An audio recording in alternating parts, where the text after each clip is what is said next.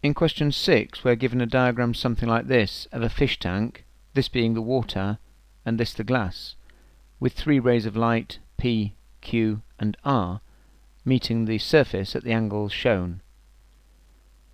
In part 1, we're asked to calculate the refractive index of the water. Well, we know that sine of the critical angle is n2 over n1, which in this case, here is our critical angle 49 degrees, because ray Q goes along the surface of the water. N2 is the refractive index of air, which is 1. N1, the refractive index of the water that we want to find. So we can rearrange to give N1 is equal to N2 over sine of the critical angle. And this is 49 degrees, giving the refractive index of water at 1.33. For part 2, we're asked to complete the path of ray P as it meets the surface. We're not given the angles of P, but it is meeting a faster medium, and so by refraction will travel away from the normal. But there'll also be partial reflection at this surface, sending a ray in this direction.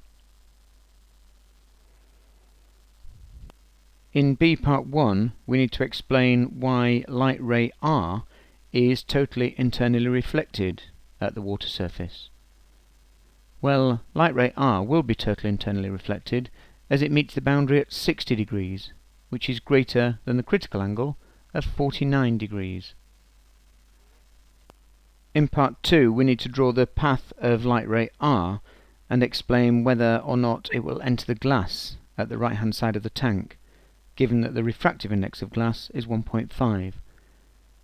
Well, light ray R will totally internally reflect here, and this angle will be 60 degrees, therefore this angle is 30 degrees. So the light ray meets the glass at 30 degrees. As n1 sine theta 1 equals n2 sine theta 2, we can find theta 2, the angle at which the light ray will go through the glass. Sine theta 2 is given by this. Putting in the values gives theta 2 as 26.3 degrees. So we can say the ray will refract towards the normal on entering the glass.